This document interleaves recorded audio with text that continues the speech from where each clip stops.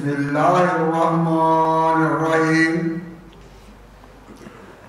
لا تقولوا لمن يقتل في سبيل الله أموات بل أحياء ولكن لا تشعرون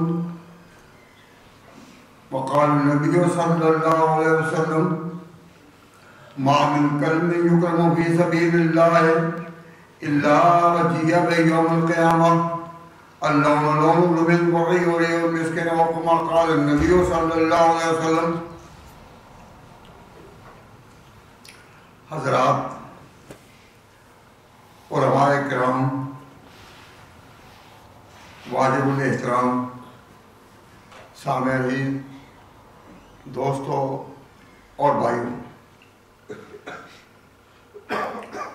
آج حسب بیان اور اعلان یہ تقریب حضرت علی مرتضیٰ کی شہادت کی یاد میں منعقد ہو رہی ہے، اور شہادت کا مفہوم اتنا ہر شخص کے ذہن میں ہے، قربانی، اور جب جان کی بھی قربانی ہو تو قربانی کی آخری حد ہے.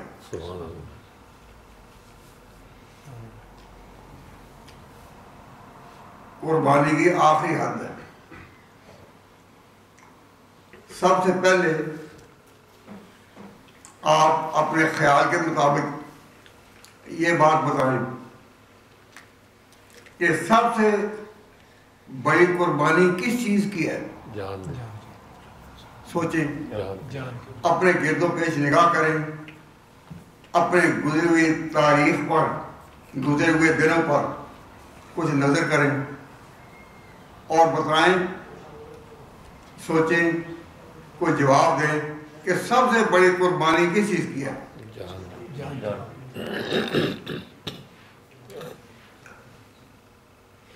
ممکن ہے کسی کے ذہن میں خیال آئے کہ سب سے بڑی قربانی، the most precious thing which can be given in order to please Allah subhanahu wa ta'ala, what sort of that is? سب سے بڑی قربانی کس چیز کی ہے؟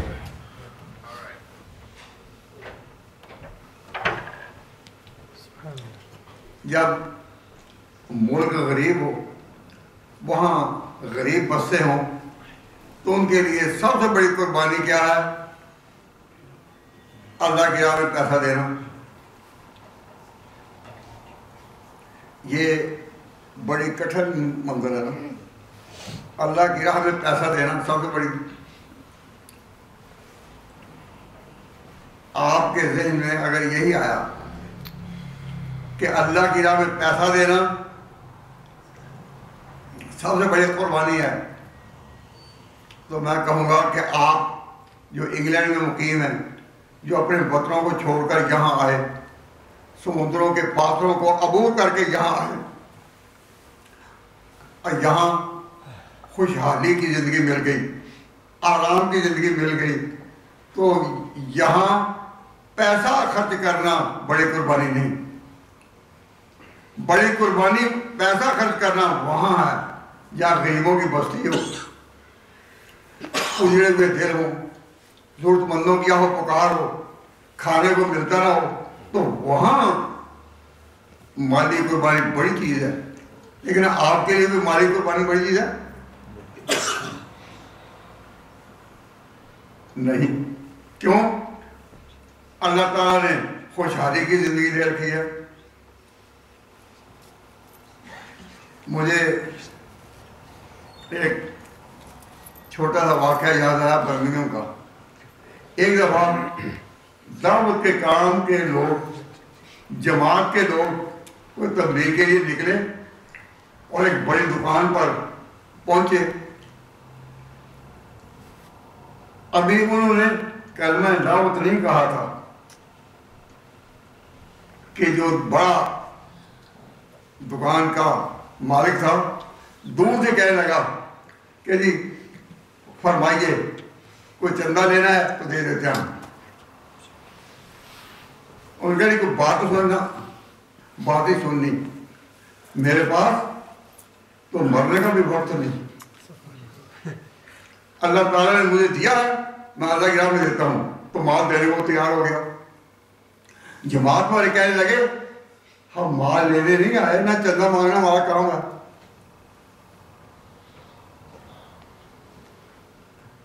لیکن اس نے کہا کہ جناب میں تو یہ خدمت کر سکتا ہوں اور نہیں.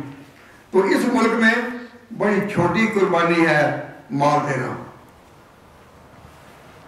اس سے بڑی قربانی جو جماعت کی طرف سے تجویز کی جاتی ہے وہ وقت دینا. آؤ بھائی اللہ کی راہ میں وقت دو.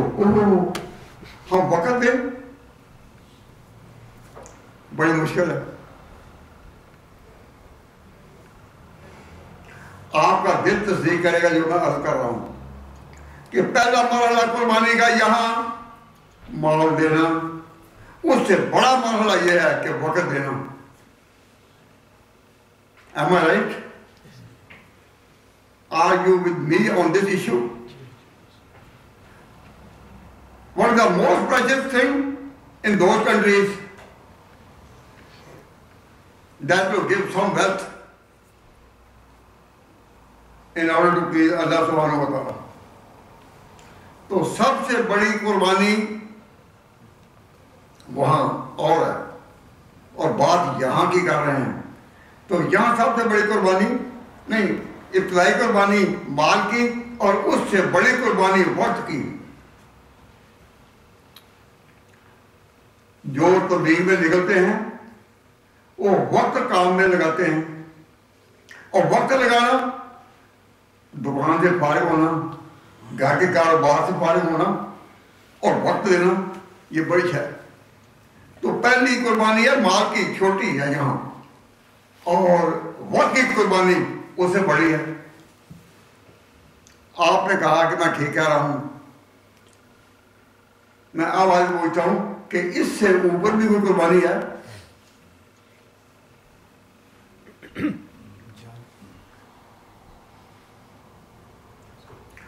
مال کی قربانی ایگریڈ, پھر وقت کی قربانی ہائر دین دس, ایگریڈ. آپ ذرا سوچیں اپنے تجربات کی روشنی میں, خیالات کی روشنی میں, کہ اس سے بھی بڑی کوئی قربانی ہے؟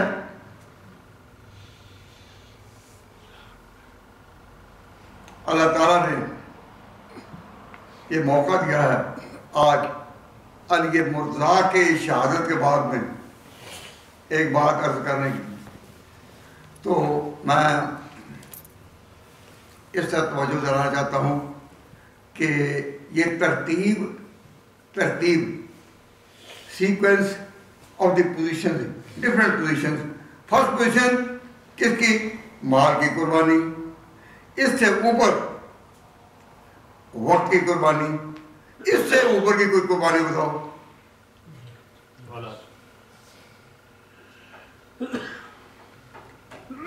آپ سوچتے سوچتے تاریخ کی گہرائیوں میں ڈوب جائیں گے,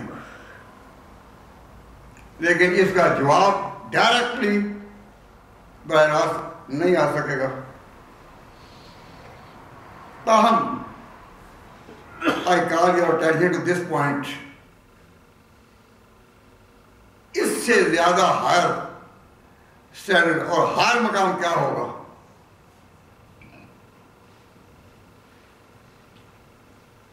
اگر کسی کو پہلی دو باتوں میں کچھ اختلاف ہو تو ہم آگے نہیں بڑھ سکیں گے, اور پہلی دو پوزیشنیں اگر سے ایگریڈ تو تیسری تک سب کچھ کرنا آسان ہوگا انشاءاللہ.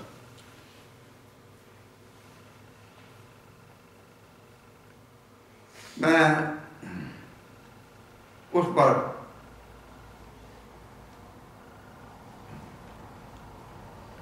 گہرائیوں میں جاؤں تو وقت ختم ہوئے گا, سوچنا ختم نہیں ہو سکے گا.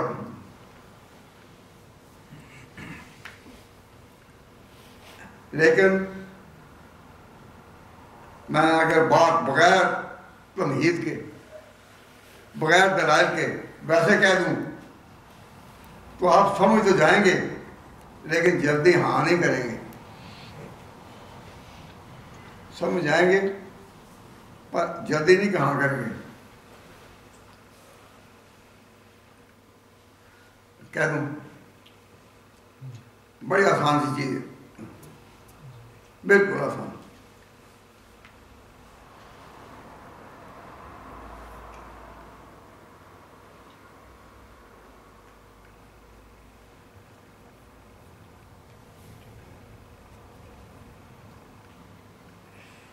یہ درجہ ہے اپنی رائے کی قربانی.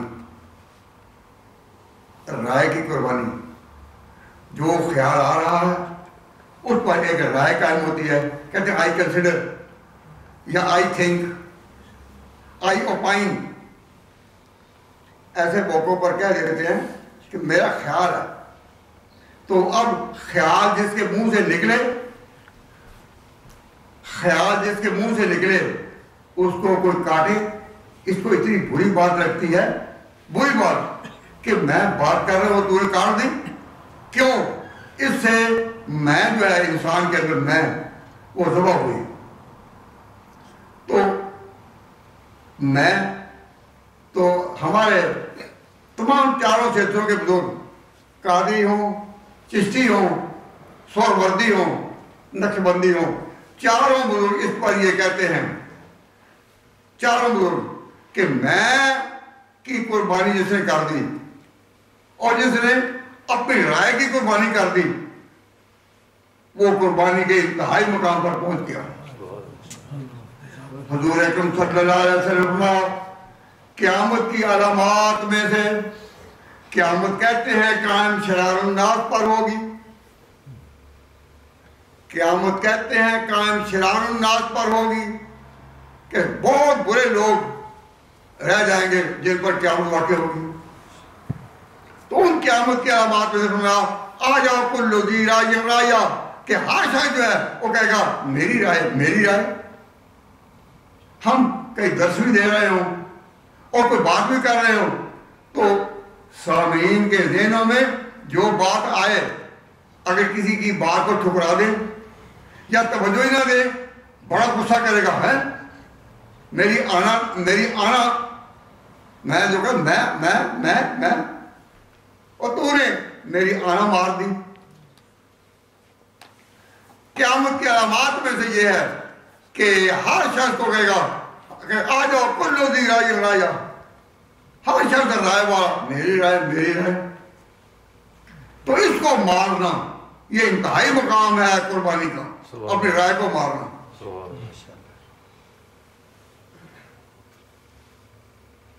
پہلی رائے اس ملک میں قربانی مال کی, دوسری رائے اس سے ہارڈ اینڈ دس قربانی ٹائم کی,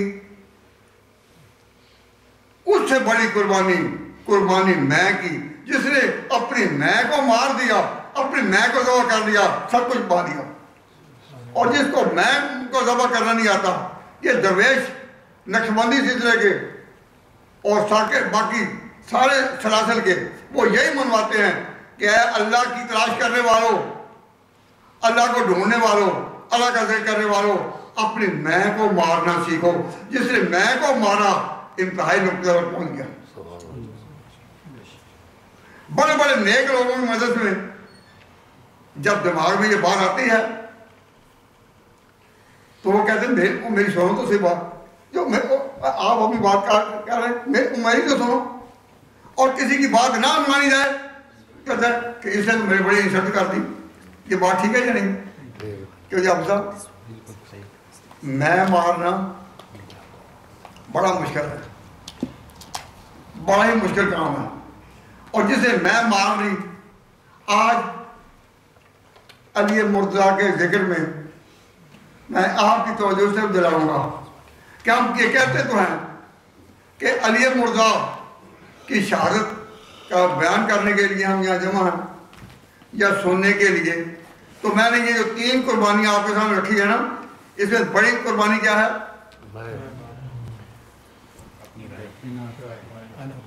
کیا ہے بول دیں؟ میں کو مارنا.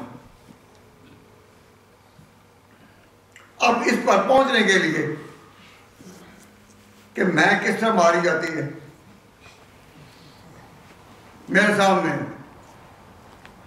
ایک بڑے بزرگ آتے ہیں جو اشرف مشرف تھے، لیکن ان کا نام میں ابھی ذکر نہیں کروں گا، بات کرتے ہوئے وہاں انشاءاللہ پہنچوں گا۔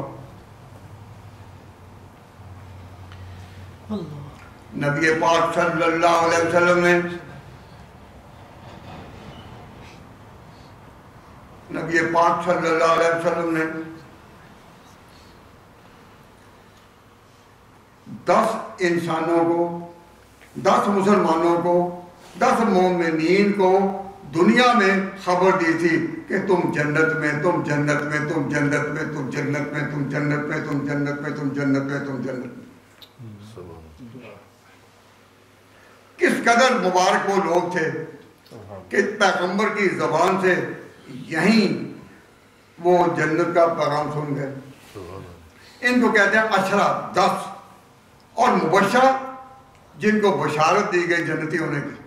تو حضور نے 10 آدمیوں کو بشارت دی، کس کی؟ جنت کی۔ ان 10 میں سب سے پہلے دنیا کو چھوڑنے والے حضرت ابو عبیدہ بن جراح تھے، سب سے پہلے دن۔ اب کتنے رہ گئے؟ 9۔ کتنے رہ گئے؟ 9۔ 9 میں سب سے پہلے سفر آغاز کرنے والے حضرت ابو بکر تھے۔ اب کتنے رہ گئے؟ 8۔ کتنے رہ گئے؟ 8۔ پھر حضرت عمر بھی راہی ملک بقا ہو گئے، اس ملک میں چلے گئے جہاں ہمیشہ رہنا ہے۔ اب کتنے رہ گئے؟ 7۔ کتنے رہ گئے؟ 7۔ اب جب عمر بھی گئے تو باقی رہ گئے 7۔ ان میں سے ایک تھے جو حضرت عمر رضی اللہ تعالیٰ عنہ کے کزن تھے، خاندانی بھائی تھے۔ ایک تو کزن یا رشتے کی بنا پر خلافت نہیں چلتی، رشتے کی بنا پر خلافت نہ چلے۔ حضرت عمر نے اس بھائی کو، اس کزن کو تو شمار نہیں کیا، اس کو شمار سے میں آگے لائے نہیں، شمار سے نکال تو نہیں سکتے تھے۔ جس کو پیغمبر نے بشارت جنت کی اس کو کوئی نکال سکتا ہے؟ نکال تو نہیں سکتے، لیکن اس فہرست سے جو انہوں نے کمیٹی کی تشکیل دی ان میں ان کو نام نہیں رکھا، بتانے کے لیے کہ ہم اپنی خونی رشتوں میں آگے بڑھنے والے نہیں، یہ اللہ کی امانت ہے۔ اس کے لیے ان کو ایک طرف رکھا، ان کی تعظیم اپنی جگہ، لیکن ایک طرف رکھا۔ باقی کتنے رہ گئے؟ 6۔ یہ 6 وہ ہیں کہ جن کو پیغمبر نے اپنی زندگی میں جنت کی بشارت دی۔ اب یہی باقی ہیں۔ اب آپ کہاں تک آ گئے؟ کہو 6 تک۔ کہاں تک آ گئے؟ 6 تک۔ 6 بیٹھے ہیں، 6 بیٹھے ہیں۔ ان میں سے حضرت طلحہ رضی اللہ تعالیٰ عنہ، ان کا بڑا مقام ہے، اور علی مرزا کی زندگی میں وہ ایک بڑی سیاسی شخصیت بھی تھے۔ تاہم حضرت طلحہ رضی اللہ تعالیٰ عنہ نے کہا میں حضرت عثمان کے حق میں درس و بردار ہوتا ہوں، میں خلافت کا امیدوار نہیں بنتا۔ جو حضرت عمر نے کہا ہے ان 6 میں سے چن لو، میں درس و بردار ہوتا ہوں۔ تو طلحہ نکل گئے نا، کس کے حق میں؟ حضرت عثمان کے حق میں۔ باقی سے رہ گئے بولیے 5 باقی 5 رہ گئے نا. تو فوراً حضرت زبیر بولے کہ میں علی کا کے مدد سوار ہوتا ہوں, میں علی کا کے مدد سوار ہوتا ہوں. تو وہ بھی نکل گئے, طلحہ بھی نکلے اور زبیر بھی نکلے. اپنی امید کہ میں خلافت پر آؤں, اپنی امیدیں چھوڑ کر اور اس کو توڑ کر ایک طرف ہو گئے. اب باقی کتنے رہ گئے؟ 4. اب مار کا ہے 4 میں. اتنے میں ایک آواز آئی, کس کی؟ عبد الرحمن بن عوف کی. تو عبد الرحمن بن عوف رضی اللہ تعالیٰ عنہ وہ شخصیت ہے کہ جو ان میں کہنے لگے کہ میں نکلتا ہوں لیکن کسی کی حمایت میں نہیں, کسی حق میں نہیں, میں نکلتا ہوں, میں اس کا امیدوار نہیں ہوں. کون نکلے؟ کون نکلے؟ عبد الرحمن بن عوف. ان کا میں نکلتا ہوں. اور جب 4 کتنے رہ گئے تھے؟ 4. ان 4 میں عبد الرحمن بن عوف بھی نکل گئے.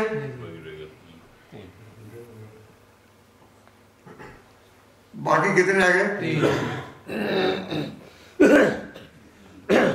3.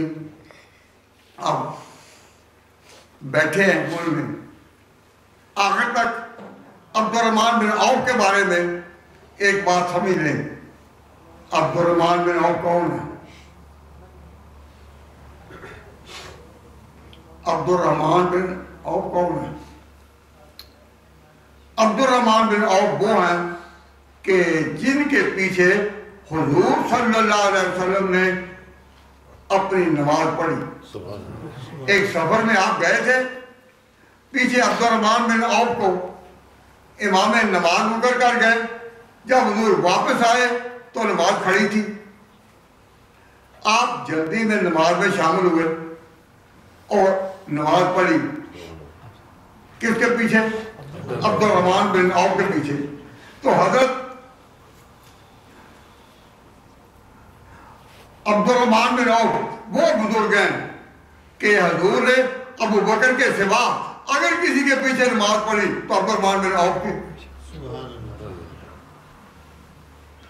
تو عبد الرحمن بن عوف نے اپنے آپ کو جب دستبردار کیا تو یہ مقام بھی تھا کہ یہ وہ شخص ہے جس کے پیچھے حضور نے نماز پڑھی ہے. اور یہ ایک ہی شخص ہے جن کے پیچھے حضور نے ماں سوائے حضرت ابو بکر کی نماز پڑھی. اب ابو بکر حضرت عبد الرحمن بن عوف کی نماز کے جو جتنی بھی حضور عبد الرحمن بن عوف پڑھ چکے تھے اور حضور بعد میں آئے تو حضور نے اپنی مافات جو باقی رہ گئی اپنی خود پوری کر دی ہوگی.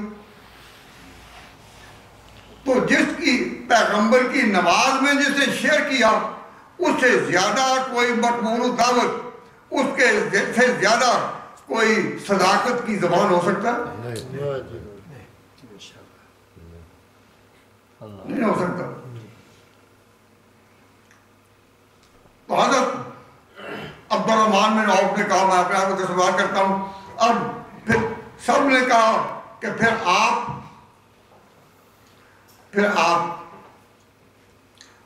آئندہ جو ہے اب امیدوار ان میں آپ الیکشن کمیشن جیسا ہوتا ہے نا فیصلہ کرنے والا کہ آپ کو ہم اپنا بڑا بناتے ہیں. آپ قربانی کر چکے, اپنے آپ کو نکال چکے, آپ کو ہم اپنا بڑا بناتے ہیں تو آپ جو فیصلہ کریں باقی وہ ہمیں منظور ہوگا. یہاں تک کہ پھر بات کرتے کرتے آخر میں 2 رہ گئے. کون؟ حضرت عثمان اور حضرت علی 2 ہی رہ گئے. اور ان کو اختیار تھا عبد الرحمن بن عوف کو کیا وہ کسی کے حق میں فیصلہ کریں. تو ایک تو اس سے یہ پتہ چلا کہ اسلام میں ڈیموکریسی نہیں ہے, ورنہ حضرت عمر رضی اللہ تعالیٰ عنہ شہادت کے وقت کہہ سکتے تھے کہ صحابہ ساری قوموں میں امتوں میں کنتم خیر امت اخرجت للناس، تم بہترین لوگ ہو. You are best of the people all over the world, where they are. You are best of the اللہ کے کنتم خیر امت اخرجت للناس، تم بہترین لوگ ہو. تامرون الناس بالبر، کہ تم اپنے آپ کو جو اپنی رائے نہیں، تامرون، تم جس چیز کا امر کرو وہ معروف ہے، تم جس چیز سے روکو وہ مکروہ ہے، ناجائز ہے. تو جن کی چاہت ہاں میں ہو وہ نمونہ، اور جس کی نہ میں ہو وہ نمونہ. کنتم خیر امت اخرجت للناس تأمرون بالمعروف وتنہون عن المنکر وتؤمنون باللہ.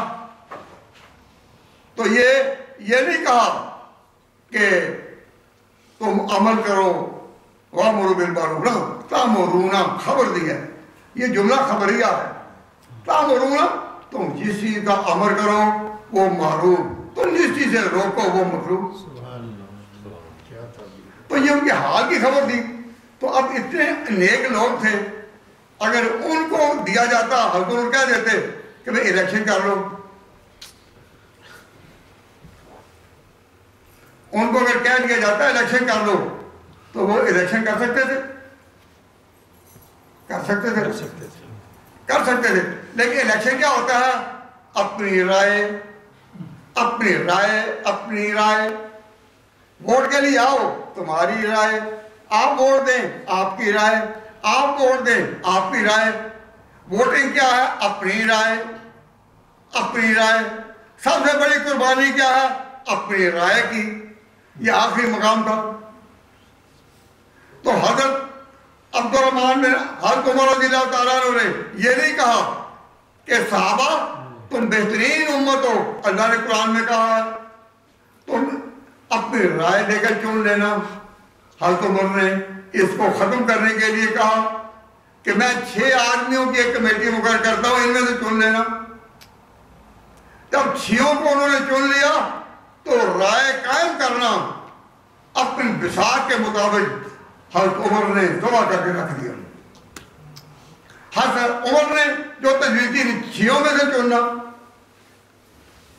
تو ڈیموکریسی جو ہے کہ اپنی رائے، تو رائے دینے کا دروازہ کس نے بند کیا؟ حضرت عمر نے، جو اپنے وقت کے بہترین انسان تھے. انہوں نے دروازہ بند کیا. تو جب دروازہ بند کیا تو پھر حضرت عثمان کی ایک تقریر ہے جس کو محمد بن جریر طبری نے اپنی تاریخ میں نقل کیا ہے. وہ عجیب تقریر ہے، جب بھی اس کو میں پڑھتا ہوں تو دل ہل جاتا ہے. اس موقع کی نزاکت کو بتانے کے لیے، جتلانے کے لیے سوچو، یہ اہل مغرب ڈیموکریسی کی بڑی تعریف کرتے ہیں کہ government of the people, for the people, by the people. ایسی گورنمنٹ مقرر کرنا ہے کہ لوگ اپنی اپنی رائے دیں. تو یہ کہتے ہیں اہل مغرب، یہ قومیں، کہ ہم نے انسانوں کو جگایا اور تمہاری رائے ہو. اے انگلینڈ میں آنے والوں اور یہاں برطانیہ بسنے والوں، تم بتاؤ کہ یہاں پیسے کی قربانی بھی نیچے، وقت کی قربانی اس سے اوپر، اور رائے کی قربانی یہ بڑا مشکل مسئلہ ہے. میں کو مارنا، اپنی رائے کو مارنا، یہ درویشوں نے سکھایا، اللہ والوں نے سکھایا.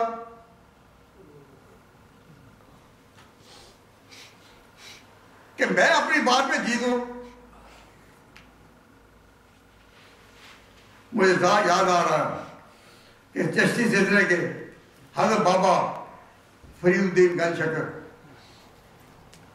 بابا فرید الدین گنج شکر جو پاک پٹن کے کنارے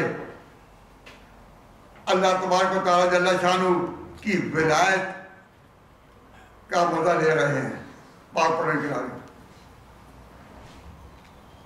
ان کو نے ایک بات اپنی زبان میں کہی جو اس وقت پنجابی تھی. ایک بات سمجھائی ہے کہ میں پنجابی میں وہاں بات کرتا ہوں، جتن جتن سکھ لے ہوئی تے ہارن سکھ فقیرہ. اے فقیر، انسان کے طور پر تو نے تو یہی سیکھا کہ میری رائے جتن جتن جیتنا جیتنا، کہ جتن جتن سکھ لے ہوئی تے ہارن سکھ فقیرہ. جتن دا مل کوڈی نہیں تے ہارن دا مل ہیرا. جتن دا مل کوڈی نہیں تے ہارن دا مل ہیرا. تو ان درویشوں نے سکھایا کہ رائے کیسے چھوڑی جا سکتی ہے، لیکن رائے کو چھوڑنا بڑا مشکل ہے. اور اس رائے کو اٹھانے کے لیے پورا مغرب اٹھا، پورا امریکہ اٹھا، پورا یورپ اٹھا، پورا UK اٹھا، یونائٹڈ کنگ، ہر جگہ یورپین ملکہ یا بادشاہ جو کبھی کہلاتے تھے ڈیفینڈر آف دی فیتھ، ان کو ایک کرو. پارلیمنٹ فری، ہر تم جو چاہو پاس کرو، تم جو چاہو پاس، جس طرح چاہو قانون بناؤ. کیوں؟ ڈیموکریسی. تو حضرت عبدالرحمن بن عوف نے اس کو کہا کہ میرے سوچ کام کیا گیا کہ میں اب خلیفہ کا انتخاب کروں. تو آخر میں یہ دو رہ جاتے ہیں. تو میں آپ کے سامنے کہتا ہوں کہ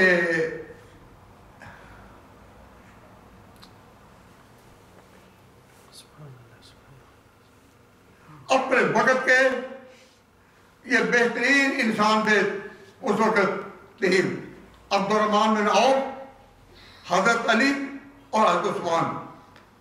تو حضرت عبدالرحمن بن عوف نے کہا، عبدالرحمن بن عوف نے کہا ان ساتھیوں کو کہ میں تمہیں اس بات سے روکتا ہوں کہ تم اپنی رائے قائم نہ کرنا.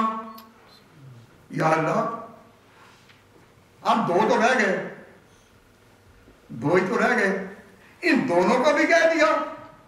اپنے وقت کے بہترین انسان اشرا مشرا، ان میں سے بہترین یہ 6 تھے.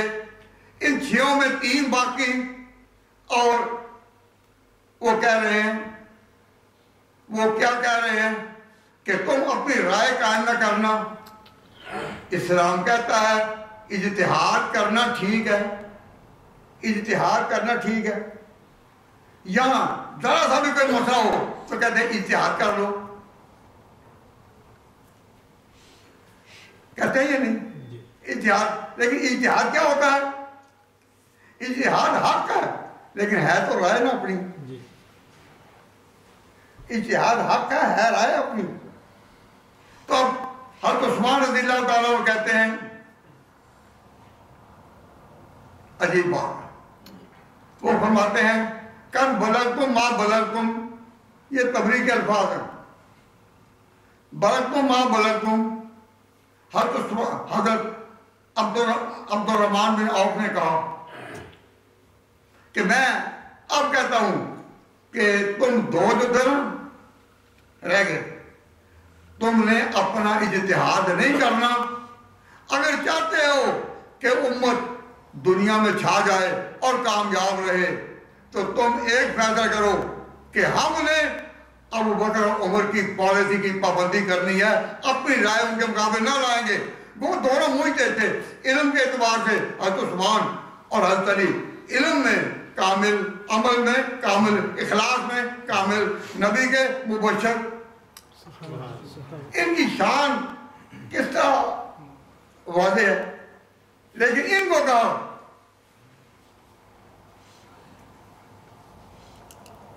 اپنی رائے اس سے والی کرنی. آج میں خلافت کا فیصلہ اس کے حق میں کروں گا جو کہے کہ میں اپنی رائے نہیں قائم کروں گا جہاں تک ابو بکر عمر کے فیصلے قائم ہو چکے. ابو بکر عمر کی جو پالیسی ہے اس کی پابندی کا اقرار کرو. تو خلیفہ اب وہ کہہ ہی رہے تھے عبدالرحمن بن عوف. حضرت علی ابھی سوچ رہے ہیں کہ کیا مجھ سے اجتہاد نہیں کرے گا. اگر وہ پہلے اجتہاد کرتے رہے اپنے ضرورت کے کاموں میں، ہم اپنے کاموں میں کیا اجتہاد نہیں کر سکتے؟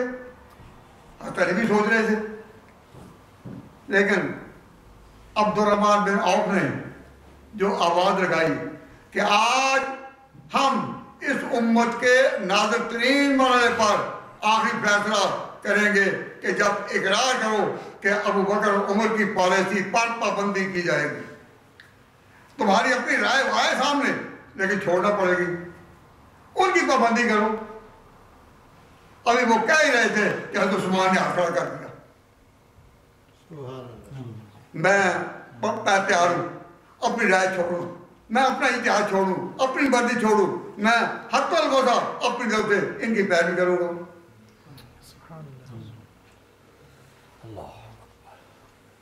عثمان نے کیا کھڑا کر دیا، کیا کر؟ تو عبد الرحمن بن عوف کی احتیاط دیکھے، جب دو ہی رہ گئے تھے تو عبد الرحمن بن عوف نے جلدی نہیں کی، نہ یہ جلدی کہا۔ عبد الرحمن بن عوف پھر مدد چھوڑ کر آئے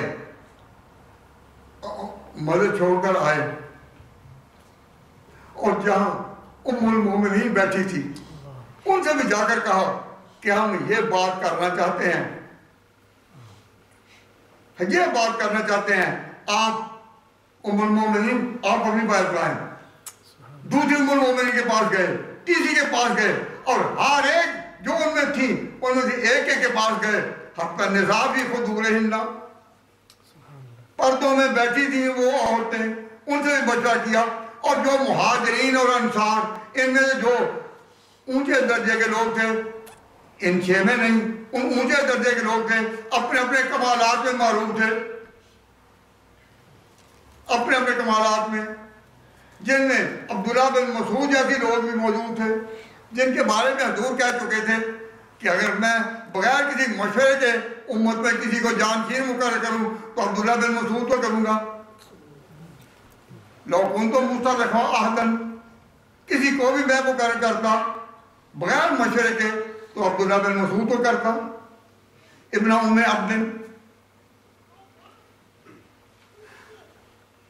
حضرت عبد الرحمن بن عوف بڑے بڑے صحابہ سے بھی ملے، امہات المومنین سے ملے اور کہا کہ بتائیں امت کا فیصلہ۔ سب نے عبد الرحمن بن عوف کی رائے سے اتفاق کیا اور حضرت عثمان نے ہاتھ کھڑا کیا۔ حضرت عثمان رضی اللہ تعالیٰ عنہ کے بارے میں اس وقت کچھ بیان نہیں کر سکتا، جب انہوں نے ہاتھ کھڑا کر دیا تو پھر حضرت عثمان رضی اللہ تعالیٰ عنہ کہا کرتے تھے کہ حضرت عمر کی جانشینی کو آسان کام تھا، جو بھی چنا جائے گا کون ہوگا؟ حضرت عمر کی جانشین۔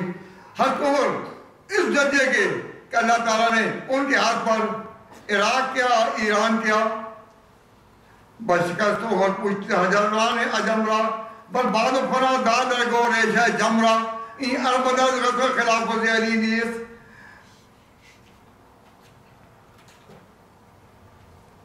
با عمر کی نا قدیمہ سے اجمرا۔ حضرت عمر جن پر اللہ تعالیٰ نے ایسا روح اتارا کہ کسرا بھی گیا، کیسر بھی گیا، اذا حلقہ کسرا فرا کسرا بادا، حضور کہہ چکے تھے جب کسرا جائے گا جانشین نہیں ہوگا، جب کیسر جائے گا جانشین نہیں ہوگا۔ حضور کی یہ پیش گوئیاں حضرت عمر کے ہاتھوں پر پوری ہوئی، تو اس کی جانشینی کرنا کوئی آسان کام تھا؟ نہیں۔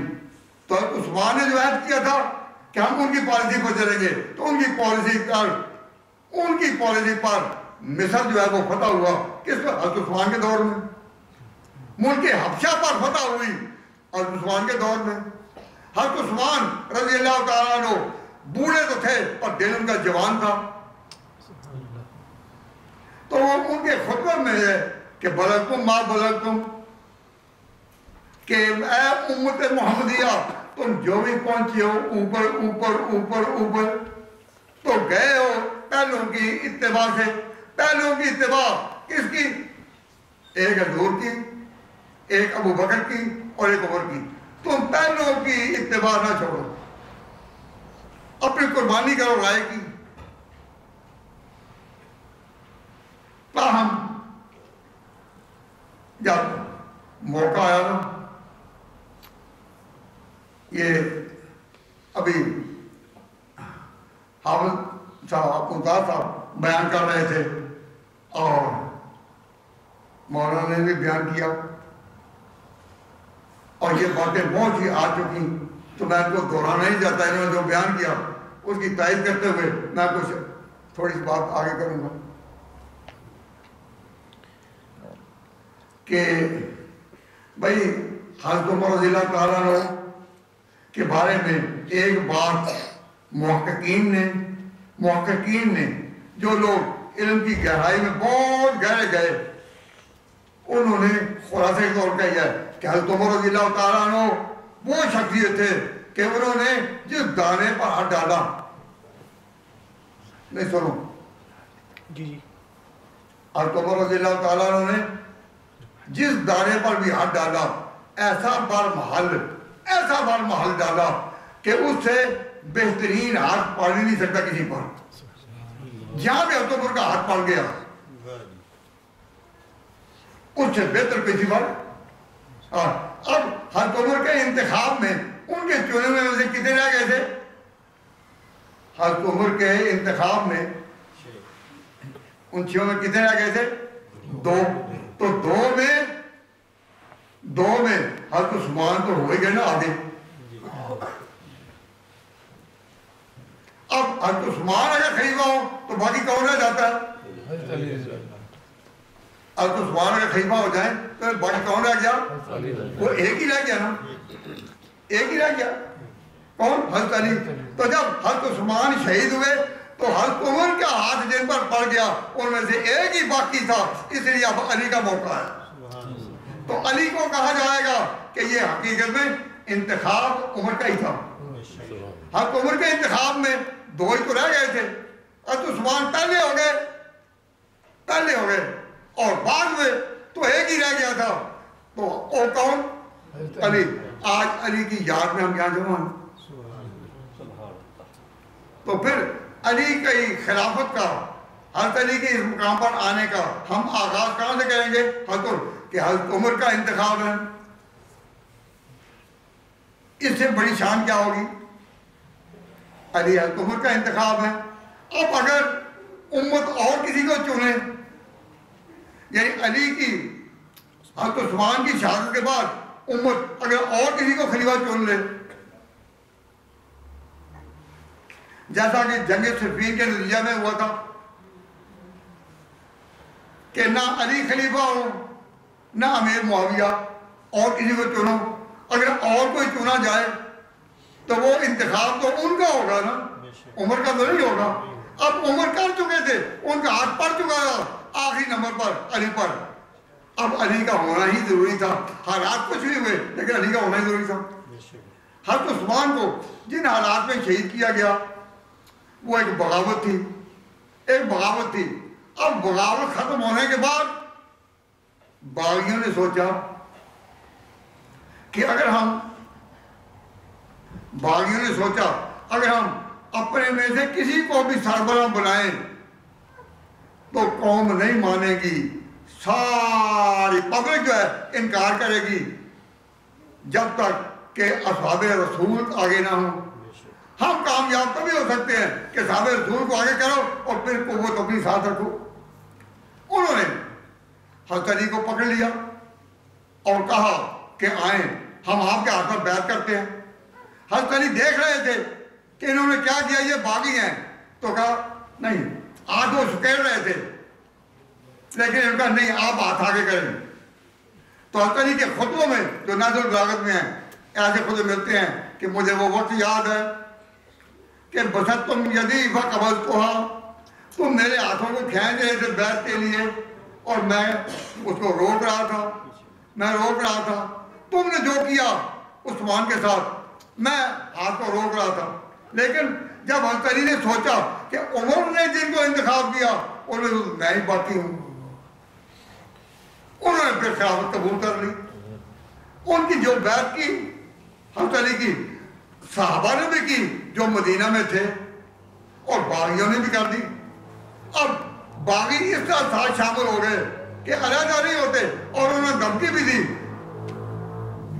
بھی دی کہ علی کو کیا کہ تم نے اپنی قوت ہم پر استعمال کی کہ قاتلین عثمان کو پکڑنے میں ہمیں پکڑ لیا، تو تیرا بھی وہی آرام کریں گے جو اس کا کیا ہے۔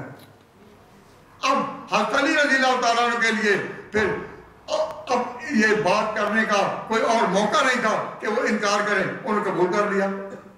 حضرت علی رضی اللہ تعالیٰ عنہ کہتے رہے کہ میں عثمان کے خون سے بری ہوں، میرا اور معاویہ کا اختلاف ہے۔ کیا؟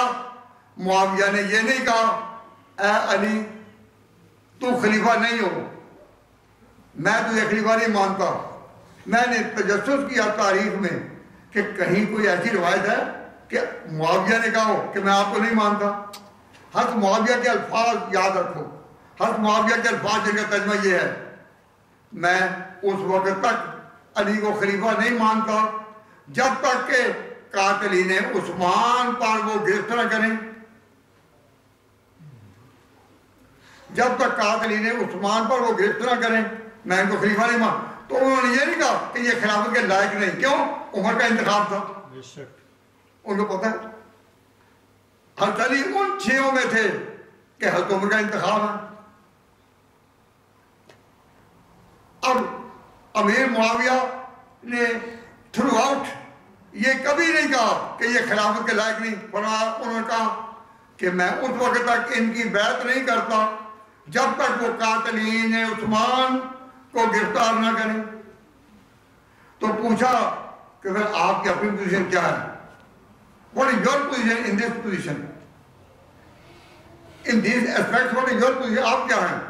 تو فرمایا حضرت معاویہ نے میں 2 خلیفوں کا انتخاب ہوں، میں 2 خلیفوں کا انتخاب ہوں، اول عمر کا، انہوں نے مجھے یہاں کا والی بنایا، پھر وہ شہید ہوئے تو حضرت عثمان انہوں نے مجھے یہاں کا والی بنایا، میں عمر اور علی ان دونوں کا مقرر کردہ ہوں، اور میں اسی حال پر باقی ہوں کہ واللہ خلیفتان من قبل، پہلے مجھے 2 خلیفوں نے بنایا بڑا، وہ انا باقٍ علی حالی، اور میں اپنے حال پر باقی ہوں جب تک نیا خلیفہ علی وہ دشمنوں پر قبضہ نہیں کر دیتا۔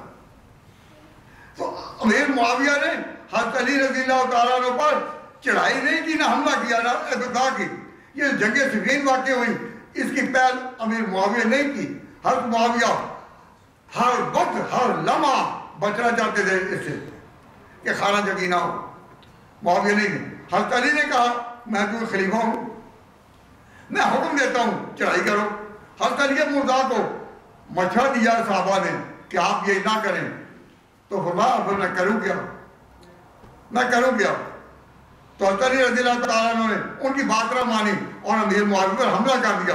جب حملہ کر دیا تو امیر معاویہ نے ڈیفینس اپنا کیا، لیکن علی کی ذات کے بارے میں نہیں کہا کہ وہ خلافت کا اہل نہیں، کیونکہ وہ عمر کا انتخاب تھا۔ اب میری بات سمجھ آئی نا؟ اب ذرا اس پر غور کریں کہ حضرت علی مرتضیٰ وہ خلیفہ ہیں، ان کا حق ہے، تو انہوں نے جو حملہ کیا ہم ان کی مذمت نہیں کرتے، کیوں؟ ہم اہل سنت والجماعت علی کو خلیفہ راشد مانتے ہیں، حق مانتے ہیں، حق مانتے ہیں، اور نہ ہم یہ کہتے ہیں کہ امیر معاویہ ان کے باغی ہیں۔ کیوں؟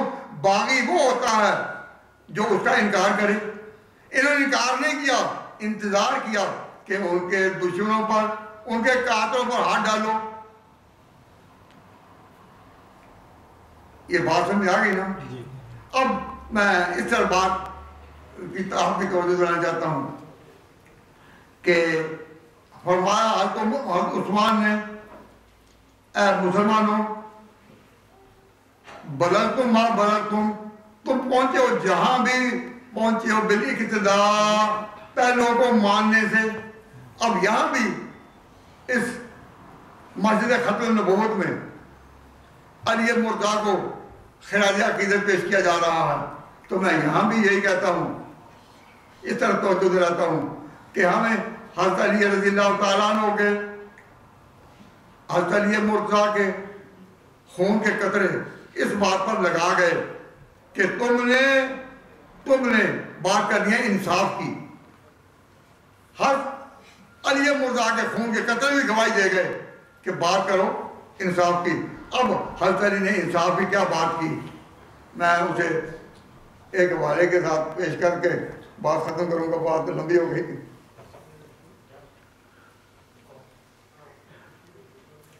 حضرت علی مرتضیٰ نے فرمایا کہ میرا اختلاف معاویہ کے ساتھ دین کا نہیں، میرا اختلاف معاویہ کے ساتھ دین کا نہیں، انتظامی امور میں ہے. اور کہا ان ربنا واحد، ہمارا خدا ایک، ہماری دعوت بالاسلام ایک، ہمارا پیغمبر ایک، ہماری کتاب ایک. ہم معاویہ سے ایمان میں زیادہ نہیں، وہ ہم سے ایمان میں زیادہ نہیں، ہم ایمان میں ان سے زیادہ نہیں اور وہ ہم سے ایمان میں زیادہ نہیں. انما الاختلاف ما وقع فی دم عثمان، ہمارا جو بھی اختلاف ہوا حضرت عثمان کے خون کے بارے میں ہوا. اور حضرت علی کہتے ہیں اللہ گواہ کہ میرا ہاتھ خون عثمان سے پاک ہے. میرے ہاں اگر ان کے قاتل ٹھہرے تو یہ نہیں کہ میں اندر سے ان کے ساتھ تھا، نہ، واللہ یعلم، خدا جانتا ہے کہ میرے ہاتھ خون عثمان سے پاک ہے. تو حضرت علی رضی اللہ تعالیٰ عنہ اپنی پاکی بیان کرتے دنیا میں گئے، یہی کہتے میرا ہاتھ خون عثمان سے پاک ہے. اور انہوں نے پہلے علی پر حملہ نہیں کیا، علی نے کیا، اور وہ حکم جانم تھے کہ وہ خلیفہ راشد تھے. اب جو اللہ کو ہونا تھا وہ گیا. لیکن حضرت علی مرتضیٰ پہلے شخص ہیں کہ جنہوں نے کھل کر کہا کہ اپنے مخالف کے بارے میں اعتدال کے ساتھ رائے قائم کرو. کوئی مخالف اپنے مخالف کے بارے میں کوئی کمی کرتا بات میں، ہر کسی باتیں کرتا ہے، لیکن آفرین حضرت علی مرتضیٰ پر انہوں نے وہ معیار مقرر کیا کہ دنیا میں اس کی مثال نہیں ملتی.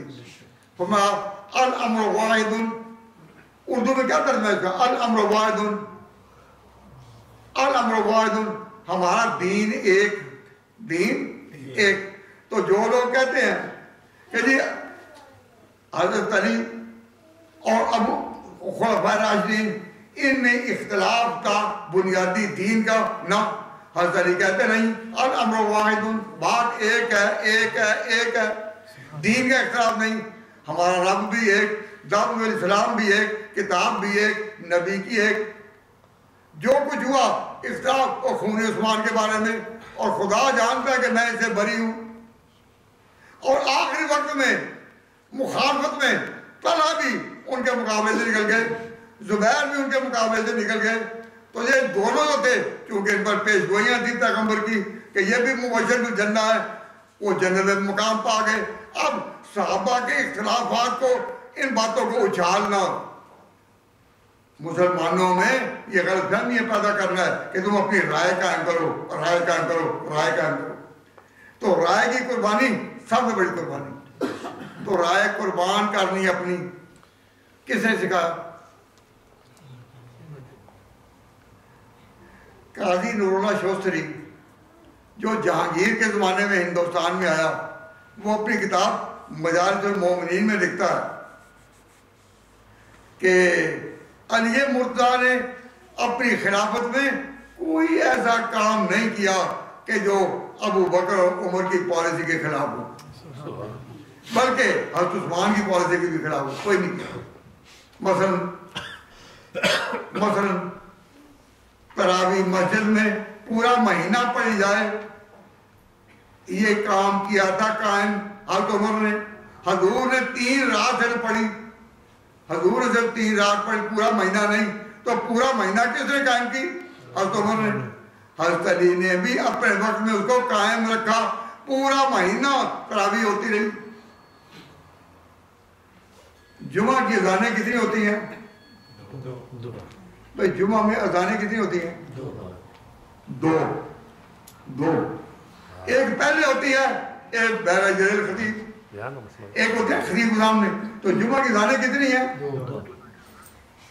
2. تو 2 کس کی ایجاد ہے؟ حضرت عثمان کی. حضرت عثمان رضی اللہ تعالیٰ عنہ نے اپنے فیصلے میں یہ کہا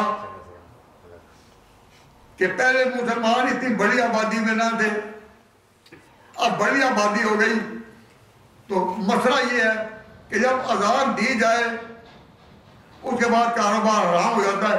اذا نودی للصلاۃ من یوم الجمعہ, جب جمعے کے دن آواز دی جائے تو فرمایا فَضَوْا إِلَىٰ ذِكْرِ اللَّهِ وَذَرُوا الْبَيْعَ. اور اذا نودی للصلاۃ من یوم الجمعہ سے جب جمعے کے دن آواز دی جائے تو اپنے کاروبار کو چھوڑ دو اور فوراً ہاں کہو, اس کے بعد کاروبار ہو جاتا ہے حرام. تو فرمایا کہ اب اذان پہلی جو ہوگی, پہلی یہ نہیں ہوگی, اس میں لوگوں کو تیاری کا موقع مل جائے گا, اور یہ جو اذان ہے وہ بالکل خطیب کے سامنے ہو تاکہ اس کے بعد کاروبار حرام ہو جائے. ٹھیک ہے, اگر 2-3 گھنٹے ہی کاروبار بند رہے تو کتنا کاروائی لوگوں کا نقصان ہوگا. تو اسے بچنے کے لیے کہا کہ 2 اذانیں. اب 2 اذانیں حضرت عثمان نے قائم کی, علی نے قائم رکھی. تراویح کا نظام عمر نے قائم کیا, علی نے قائم رکھا. تو علی اپنے دور میں کوئی ایسا کام انہوں نے نہیں کیا کہ جو ان کی پالیسی کے خلاف ہو, ابو بکر کی, عمر کی اور عثمان کی. تو قاضی نور اللہ سوسی لکھتا ہے کہ حضرت علی اپنے دور میں کوئی ایسا کام نہ کر سکے کہ جس میں ان کی پالیسی سے اختلاف کریں. ہر بات میں ان کے قدم قدم پر چلتے رہے. He stepped in his shoes. جہاں قدم پڑ چکے تھے پہلوں کے اس کے مطابق کرتے رہے. تو ایسا ایک ظالم والا آدمی جو علی جیسا کوئی میسر آتا ہے. میں ان کلمات پر اپنی بات ختم کرتا ہوں اور آپ حضرات سے درخواست کرتا ہوں کہ اس زمانے میں بھی جو پہلوں کی پیروی ہے یہ آپ کو بتائیں گے علماء. اور یہاں کا تمدن اور یہاں کی سوسائٹی کیا کہے گی کہ نہیں تم ڈیموکریسی ڈیموکریسی ڈیموکریسی.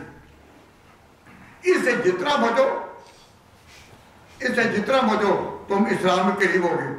تو یہ نقطہ کس نے کھولا کہ جو ملے گا پہلوں کی ابتدا سے, یہ نقطہ کھولا حضرت عثمان کے اس خطبے نے.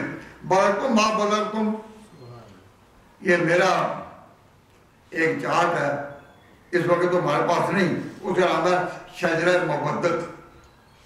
شجرہ مودت, اس میں حضرت عثمان کا یہ خطبہ پورا تو نہیں لیکن 4-5 سطر میں عربی میں لکھ دیا ہوا کہ تو تم جہاں بھی پہنچے ہو اتباع اتباع اتباع.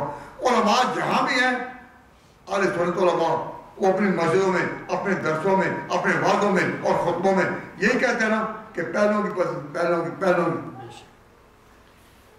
یہ کہتے ہیں یا نہیں. اور یہ تبلیغ والے کیا کرتے ہیں, تبلیغ والے یہ بھی کہتے ہیں بھائی بزرگوں نے کہا, جو ان کے 6 نمبر بیان کرتے ہیں چونکہ وہ لوگ سارے عالم تو نہیں ہوتے تو وہ محدود ہے کہ 6 نمبر بیان کرتے ہیں تو ساتھ گئے بزرگوں نے کہا. تو یہ دعوت کا کام ہو تو بزرگوں کے نام کی صدا ہے, انہی کے نام کی پکار ہے.